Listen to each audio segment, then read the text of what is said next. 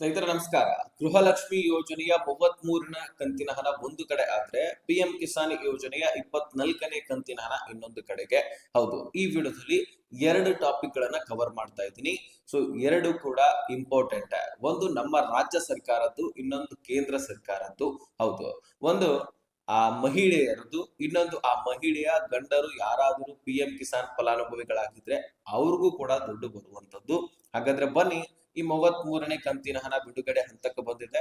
ಜೊತೆಗೆ ಪಿಎಂ ಕಿಸಾನ್ 24ನೇ ಕಂತಿನ ಹಣವು ಕೂಡ ಬಿಡುಗಡೆ ಹಂತಕ್ಕೆ ಬಂದಿದೆ. ಹಾಗಾದ್ರೆ ಬನ್ನಿ, ಈ ಎರಡು ವಿಷಯದ ಬಗ್ಗೆ ಸಂಪೂರ್ಣವಾದ ಮಾಹಿತಿಯನ್ನ ಈ ವಿಡಿಯೋದಲ್ಲಿ ನೋಡ್ತಾ ಹೋಗೋಣ. ವಿಡಿಯೋನ ಸಾಧ್ಯವಾದ್ರೆ ಕೊನೆವರೆಗೂ ವಾಚ್ ಮಾಡಿ, ಚಾನಲ್ಗೆ ಸಬ್ಸ್ಕ್ರೈಬ್ ಮಾಡ್ಕೊಳ್ಳಿ. ಸ್ನೇಹಿತರೆ, ಮುಖ್ಯವಾಗಿ ನಾವು ಮೊದಲು ಗೃಹಲಕ್ಷ್ಮಿ ಬಗ್ಗೆ ಮಾತನಾಡೋಣ, ತದನಂತರ ಪಿಎಂ ಕಿಸಾನ್ ಬಗ್ಗೆ ತಿಳ್ಕೊಳ್ಳೋಣ. ಸ್ನೇಹಿತರೆ, ಈ 33ನೇ ಕಂತಿನ ಹಣ ಅಂದ್ರೆ ಯಾವ ತಿಂಗಳ ಹಣ ಅಂದ್ರೆ ಜೂನ್ ತಿಂಗಳ ಹಣ. ಇದು ನಿಮಗೆ ಗೊತ್ತಿರಬೇಕು. ಯಾಕಂದ್ರೆ ರಾಜ್ಯ ಸರ್ಕಾರ 4 ಕಂತುಗಳನ್ನ ಪೆಂಡಿಂಗ್ ಉಳಿಸಿತ್ತು. ಒಂದು ಏಪ್ರಿಲ್, 2 ಮೇ, 3 ಜೂನ್ ಮತ್ತು 4ನೇದು ಜುಲೈ. ಸೊ ಈ 4 ತಿಂಗಳ ಹಣ ಪೆಂಡಿಂಗ್ ಉಳಿಸಿತ್ತು. ಈ ಆಗಸ್ಟ್ ತಿಂಗಳದು ಸೆಪ್ಟೆಂಬರ್ ನಲ್ಲಿ ನಾವು ಕೇಳಬೇಕಾಗುತ್ತೆ. ಅದಕ್ಕಾಗಿ ಆಗಸ್ಟ್ ತಿಂಗಳದು ಪೆಂಡಿಂಗ್ ಉಳಿದಿದೆ ಅಂತ ಹೇಳಿಕ್ ಸಾಧ್ಯವಿಲ್ಲ.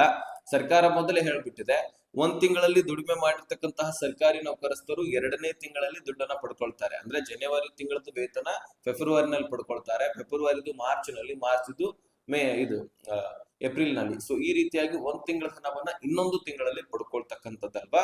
ಆಗಸ್ಟ್ ತಿಂಗಳದು ಸೆಪ್ಟೆಂಬರ್ ನಲ್ಲಿ ನಾವು ಪಡ್ಕೊಳ್ಬೇಕಾಗತ್ತೆ. ಅದಕ್ಕಾಗಿ 31 ಏಪ್ರಿಲ್ ತಿಂಗಳ ಹಣ ಪೆಂಡಿಂಗ್ ಉಳಿದಿತ್ತು, 32 ಮೇ ತಿಂಗಳ ಹಣ, 33 ಜೂನ್ ತಿಂಗಳ, ಅದೇ ರೀತಿಯಾಗಿ 34ನೇ ಕಂತು ಜುಲೈ ತಿಂಗಳ ಹಣ.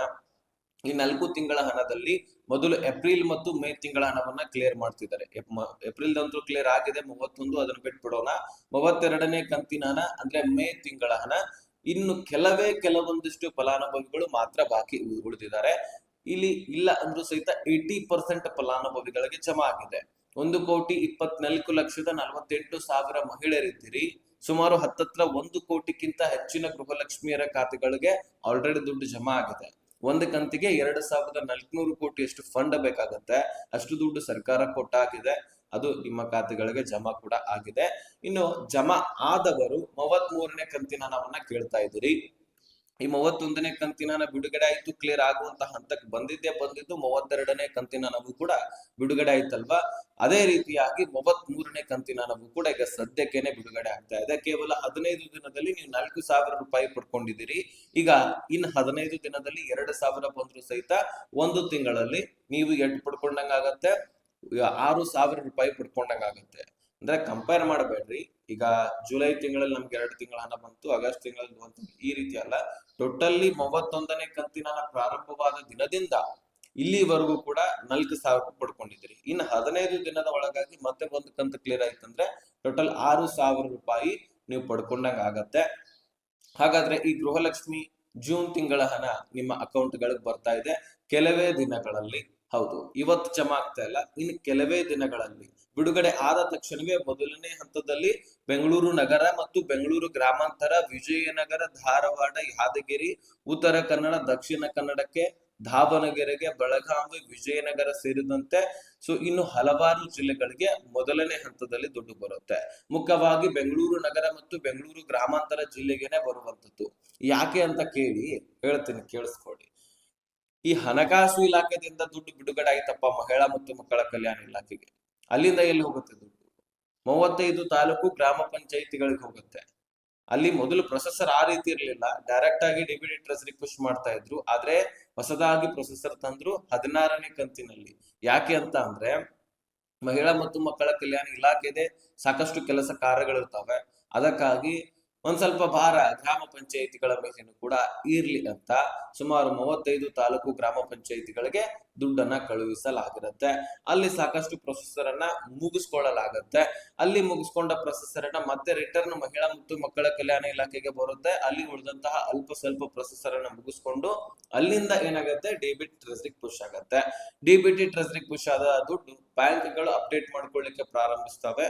ಬ್ಯಾಂಕ್ಗಳು ಅಪ್ಡೇಟ್ ಮಾಡ್ಕೊಂಡಿದ್ದಕ್ಕೆ ಸೊ ನೆಕ್ಸ್ಟ್ ನಿಮ್ಮೆಲ್ಲರ ಖಾತೆಗಳಿಗೆ ಜಮಾ ಮಾಡ್ಲಿಕ್ಕೆ ಪ್ರಾರಂಭಿಸ್ತಾರೆ. ಆ ಜಮಾ ಮಾಡ್ತಾರೋ ಅಥವಾ ಟ್ರಯಲ್ ಮಾಡ್ತಾರೋ ಅದು ಡಿಪೆಂಡ್ ಅಪಾನ್ ಮಹಿಳಾ ಮತ್ತು ಮಕ್ಕಳ ಕಲ್ಯಾಣ ಇಲಾಖೆ ಮೇಲೆ. ಯಾಕಂದ್ರೆ ಒಂದೊಂದು ಸಾರಿ ಡಿಲೇ ಆಗಿರುತ್ತೆ, 2 ತಿಂಗಳ ನಂತರ ಅಥವಾ 1 ತಿಂಗಳ ನಂತರ ದುಡ್ಡು ಕಳಿಸ್ತಿರ್ತಾರೆ. ಆ ಸಂದರ್ಭದಲ್ಲಿ ತಾಂತ್ರಿಕ ದೋಷ ಆಗುವಂತಹ ಸಾಧ್ಯತೆ ಇರುತ್ತೆ. ಅದಕ್ಕಾಗಿ ಈಗ ಟ್ರಯಲ್ ನಡೆಸ್ತಾರೆ. ಅದಕ್ಕಾಗಿ ಈಗ ಬೆಂಗಳೂರು ನಗರ ಮತ್ತು ಬೆಂಗಳೂರು ಗ್ರಾಮಾಂತರದಲ್ಲಿರ್ತಕ್ಕಂತಹ ಜಿಲ್ಲೆಗಳಿಗೆ ಗ್ರಾಮ ಪಂಚಾಯಿತಿಗಳಿಗೆ ದುಡ್ಡು ಹೋಗಿರುತ್ತಲ್ವಾ, ಅಲ್ಲಿಯೇ ಮೊದಲು ಟ್ರಯಲ್ ನಡೆಯುತ್ತೆ. ತಾಂತ್ರಿಕ ದೋಷ ಆಗತ್ತಾ ಅಂತ ನೋಡ್ತಾರೆ. ಸದ್ಯಕ್ಕೆ ಯಾವುದೇ ರೀತಿ ತಾಂತ್ರಿಕ ದೋಷಗಳು ಇಲ್ಲ. ಸೊ ಅದಕ್ಕಾಗಿನೇ 15 ದಿನದಲ್ಲಿ 4,000 ರೂಪಾಯಿ ನಿಮ್ಗೆ ಜಮಾ ಆಗಿದ್ದು, ಮತ್ತು ಇನ್ನು 2,000 ನಿಮ್ಮ ಖಾತೆಗಳಿಗೆ ಮತ್ತೆ ಜಮಾ ಆಗ್ತಾ ಇದೆ. ಸುಮಾರು 6,000 ರೂಪಾಯಿ ನಿಮಗೆ ಒಂದು ತಿಂಗಳಿನಿಂದ 1.5 ತಿಂಗಳ ಒಳಗಾಗಿ ಜಮಾ ಆದ ಹಾಗಾಗತ್ತೆ. ಸೊ 33ನೇ ಕಂತಿನ ಹಣದ 2,400 ಕೋಟಿ ಆಲ್ರೆಡಿ ಬಿಡುಗಡೆ ಆಗಿದ್ದು, ಕೆಲವೊಂದಿಷ್ಟು ಜಿಲ್ಲೆಗಳಲ್ಲಿರ್ತಕ್ಕಂತಹ ಫಲಾನುಭವಿಗಳಿಗೆ ಇನ್ನು 3-4 ದಿನಗಳಲ್ಲಿ ಜಮಾ ಆಗ್ಲಿಕ್ಕೆ ಪ್ರಾರಂಭವಾಗತ್ತೆ. ಹಣಕಾಸು ಇಲಾಖೆ ಆಲ್ರೆಡಿ ದುಡ್ಡು ಬಿಡುಗಡೆ ಮಾಡಿಬಿಟ್ಟಿದೆ. ಈ ವರ್ಷದಲ್ಲಿ 28,600 ಕೋಟಿಯಷ್ಟು ದುಡ್ಡನ್ನ ಮೀಸಲಿಟ್ಟು ಬಿಟ್ಟಿದ್ದಾರೆ. ಅಷ್ಟು ದುಡ್ಡು ಗೃಹಲಕ್ಷ್ಮಿ ಯೋಜನೆಗೋಸ್ಕರ ಸಾಕಾಗತ್ತೆ. ಓಕೆ, ಸೊ ಗೃಹಲಕ್ಷ್ಮಿ ಬಗ್ಗೆ ಕ್ಲಾರಿಫಿಕೇಶನ್ ಸಿಕ್ತಂತ ಅನ್ಕೊಳ್ತೀನಿ. ಏನೇ ಡೌಟ್ಸ್ ಗಳಿದ್ರು ಅಥವಾ ದುಡ್ಡು ಬರ್ತಾ ಇಲ್ಲ, ಏನು ಸಮಸ್ಯೆ ಆಗಿದೆ ಅದನ್ನ ನೀವು ತಿಳ್ಕೊಳ್ಬೇಕು, ಅಥವಾ ಸಮಸ್ಯೆಯ ಬಗ್ಗೆ ಪರಿಹಾರ ಹುಡುಕ್ತಾ ಇದ್ರೆ ಡಿಸ್ಕ್ರಿಪ್ಷನ್ ಅಲ್ಲಿ ಇನ್ಸ್ಟಾಗ್ರಾಮ್ ಲಿಂಕ್ ಅನ್ನ ಕೊಟ್ಟಿರ್ತೀನಿ, ಅಲ್ಲಿಂದ ನನಗೆ ಮೆಸೇಜ್ ಮಾಡಿ ಖಂಡಿತವಾಗ್ಲೂ ನಿಮ್ಗೆ ರಿಪ್ಲೈ ಕೊಡ್ತೀನಿ. ಒಂದು ದಿನ ತಡವಾದ್ರೂ ಮರುದಿನ ಆದ್ರೂ ನಾನು ರಿಪ್ಲೈ ಕೊಡ್ತೀನಿ, ಅಲ್ಲಿ ನನಗೆ ಮೆಸೇಜ್ ಮಾಡಿ. ಓಕೆ, ಈಗ ನಾವು ಇನ್ನೊಂದು ವಿಷಯದ ಕಡೆಗೆ ಬರೋಣ, ಅಂದ್ರೆ PM ಕಿಸಾನ್ ಯೋಜನೆಯ ಕಡೆಗೆ. ಹೌದು ಸ್ನೇಹಿತರ, PM ಕಿಸಾನ್ ಯೋಜನೆಯ 24ನೇ ಕಂತಿನ ಹಣ ಬಿಡುಗಡೆಯ ಬಗ್ಗೆ ಬಹಳಷ್ಟು ಜನ ರೈತರು ಪ್ರಶ್ನೆ ಮಾಡ್ತಿದ್ದಾರೆ.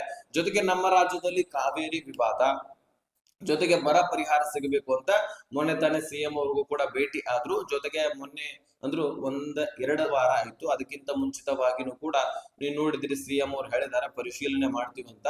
ಜೊತೆಗೆ ಸಚಿವರನ್ನ ನೇಮಕ ಮಾಡಿದ್ರು. ಆ ಸಚಿವ ನೇಮಕ ಮಾಡಿದ ಸಂದರ್ಭದಲ್ಲಿ ಎಲ್ಲಾ ಜಿಲ್ಲೆಗಳಿಗೂ ಕೂಡ ಒಬ್ಬೊಬ್ಬ ಸಚಿವರನ್ನ ನೇಮಕ ಮಾಡಿದ್ದಾರೆ. ಈಗ ಪರಿಶೀಲನೆ ನಡೀತಾ ಇದೆ ಬರ ಪರಿಹಾರದ ಬಗ್ಗೆ. ಸೊ ಕೆಲವೇ ದಿನಗಳಲ್ಲಿ ಬರ ಪರಿಹಾರ ಅಥವಾ ಬರ ಪೀಡಿತ ಜಿಲ್ಲೆಗಳಂತ ಘೋಷಣೆ ಆಗ್ತಾವಲ್ಲ, ಆ ಸಂದರ್ಭದಲ್ಲಿ ನಿಮ್ಗೆ ದುಡ್ಡು ಬರುತ್ತೆ. ಆ ಬಿಡುಗಡೆ ಆದ ತಕ್ಷಣವೇ ನಿಮ್ಗೆ ತಿಳಿಸ್ಕೊಟ್ಬಿಡ್ತೀನಿ. ಅದಕ್ಕಾಗಿ ಚಾನಲ್ಗೆ ಸಬ್ಸ್ಕ್ರೈಬ್ ಮಾಡಿ ನೋಟಿಫಿಕೇಶನ್ ಆಲ್ ಅಂತ ಸೆಟ್ ಮಾಡ್ಕೊಳ್ಳಿ. ಈಗ ಈ PM ಕಿಸಾನ್ ಯೋಜನೆಯಲ್ಲಿ ಕೇಂದ್ರ ಸರ್ಕಾರ ದುಡ್ಡು ಬಿಡುಗಡೆ ಮಾಡಬೇಕಾಗಿದೆ. ಆದ್ರೆ ಅದರ ಟೈಮ್ ಇನ್ನೂ ಕೂಡ ಬಂದಿಲ್ಲ. ಜೂನ್ ತಿಂಗಳಲ್ಲಿ ಬಿಡುಗಡೆ ಆಗಿತ್ತು, ಜುಲೈ ಹೋಯ್ತು, ಈಗ ಆಗಸ್ಟ್ ಹೋಗ್ಲಿಕ್ಕೆ ಬಂದಿದೆ. ಆಗಸ್ಟ್ ಪೂರ್ತಿಯಾಗಿ ಮುಗಿಬೇಕಿದು. ಯಾಕಂದ್ರೆ ಆಗಸ್ಟ್ ತಿಂಗಳಲ್ಲಿ ಕೊಡ್ಲಿಕ್ಕೆ ಸಾಧ್ಯ ಇಲ್ಲ, ಪ್ರತಿ 4 ತಿಂಗಳಿಗೊಮ್ಮೆ ದುಡ್ಡು ಬಿಡುಗಡೆ ಆಗುತ್ತದೆ. ಸೊ 3 ತಿಂಗಳಿಗಲ್ಲ. ಅದಕ್ಕಾಗಿ ಆಗಸ್ಟ್ ಮುಕ್ತಾಯವಾಗಬೇಕು. ಸೆಪ್ಟೆಂಬರ್ನ ಪ್ರಾರಂಭದ ವಾರದಲ್ಲಿ ಬಿಡುಗಡೆ ಆಗಬಹುದಾದಂತಹ ಸಾಧ್ಯತೆ ಇದೆ ಅಂತ ಕೆಲವು ಮೂಲಗಳಿಂದ ಮಾಹಿತಿ ಸಿಕ್ಕಿದೆ. ಹೌದು ಸ್ನೇಹಿತರೆ, ಇದೇ ಸೆಪ್ಟೆಂಬರ್, ಬರುವಂತಹ ಸೆಪ್ಟೆಂಬರ್ ಇನ್ನೇನು 15 ದಿನ ಮಾತ್ರ. ಅದು ಮೊದಲನೇ ವಾರದಲ್ಲಿ ನಿಮಗೆ ಮತ್ತೆ 2,000 PM ಕಿಸಾನ್ ಯೋಜನೆಯಲ್ಲಿ ಜಮಾ ಆಗತ್ತೆ. ಮತ್ತು 4,000ಕ್ಕೆ ಏರಿಕೆ ಆಗಿದೆ ಅದು ಇದು ಅಂತ ಅಂದ್ರೆ ನಿಮ್ಮ ತಪ್ಪು ಕಲ್ಪನೆ. ಅದು ಕೆಲವೊಂದಿಷ್ಟು ರಾಜ್ಯಗಳಲ್ಲಿ ಏರಿಕೆ ಆಗಿದೆ ಮತ್ತು ಅದಕ್ಕೆ ರಾಜ್ಯ ಸರ್ಕಾರಗಳು ಕೈ ಜೋಡಿಸಿದಾವೆ. ಕೇಂದ್ರ ಸರ್ಕಾರ 2,000ನೇ ಕೊಡೋದು, ಮತ್ತು ಆಯಾ ರಾಜ್ಯದಲ್ಲಿರ್ತಕ್ಕಂತಹ CM ಅವರು ಅಥವಾ ಆ ಪಕ್ಷ ಅಥವಾ ಬಿಜೆಪಿ ಪಕ್ಷ ಆಗಿರ್ಲಿ, ಕಾಂಗ್ರೆಸ್ ಆಗಿರ್ಲಿ, ಒಟ್ಟಾರೆಯಾಗಿ ಬಿಜೆಪಿ ಮತ್ತು ಕೇಂದ್ರದಲ್ಲಿ ಬಿಜೆಪಿ ಇದೆ, ಕೈ ಜೋಡಿಸ್ತಾವ. ಹೀಗಾಗಿ ನಾವು 2,000 ರೂಪಾಯಿ ಕೊಡ್ತೀವಿ, 4,000 ರೈತರು ಕೊಡ್ತೀವಿ ಅಂತ ಹೇಳ್ಬಿಟ್ಟು ದೊಡ್ಡ ಮನಸ್ಸು ಮಾಡಿಕೊಟ್ರೆ ಕೊಡಬಹುದು. ಈಗ ಉದಾಹರಣೆ ಬಿಹಾರದಲ್ಲಿದೆ. ಸೊ ಅಲ್ಲಿ 4,000 ರೈತರಿಗೆ ಜಮಾ ಆಗುತ್ತೆ. ಆದ್ರೆ ಕೇಂದ್ರದಿಂದ 2,000ನೇ ಬರುವುದು. ಪ್ರತಿ ಕಂತಿನಲ್ಲಿ 20,000 ಕೋಟಿಯಷ್ಟು ಫಂಡ್ ಬಿಡುಗಡೆ ಆಗತ್ತೆ.